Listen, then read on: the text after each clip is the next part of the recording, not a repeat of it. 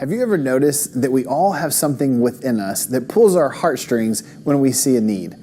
Whether it's a homeless person asking for food or even a natural disaster that hits a certain area, we would all love to be a part of doing something to help.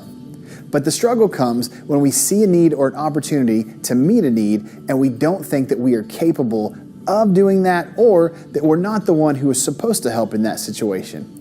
And according to the Bible, the disciples felt the same tension. In Matthew 14, we find Jesus leaving his followers to be alone after hearing the news of his cousin John the Baptist's death. The crowds heard this and followed after him. Thousands and thousands of people gathered. And even though Jesus was trying to have some alone time, it says that Jesus had compassion for the people and healed the sick. And that's where we pick up.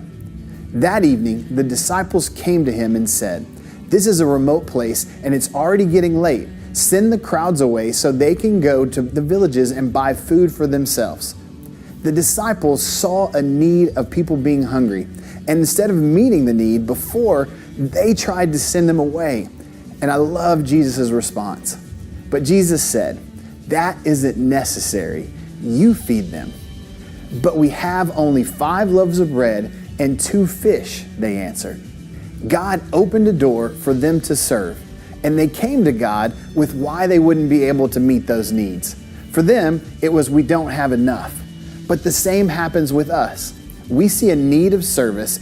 God places things in front of us to be able to serve, and we, like the disciples, say, "But I don't have enough time. I don't have enough money. I'm not equipped or qualified to serve." Instead of being faithful, we bring to Jesus what we are not. We bring our excuses. And Jesus goes on, "Bring them here," he said. Then he told the people to sit down on the grass. Jesus took the 5 loaves and 2 fish, looked up toward heaven, and blessed them. Then breaking the loaves into pieces, he gave the bread to the disciples, who distributed it to the people. They brought all the reasons why they couldn't, and Jesus made a miracle happen to show them why he could through them. Christine Caine says, "God doesn't call the qualified, he qualifies the called." We are able to meet needs because God can meet needs through us. We don't have to be good enough because God is enough. So what can we do practically to begin to meet the needs of those around us the way Jesus called his disciples to do? First is look for open doors to serve.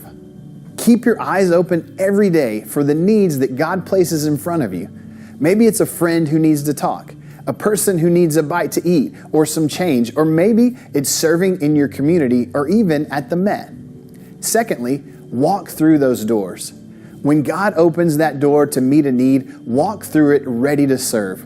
Sometimes it's not your ideal situation, but that doesn't mean God doesn't want to use you to meet that certain need. And those are usually the moments when God shows you how powerful he can be in and through you. There is a connection between growing and serving. Matthew 20:28 says, "For even the Son of Man came not to be served, but to serve others and to give his life as a ransom for many."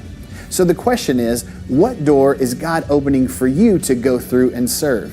And even bigger question is, are you willing to walk through that door?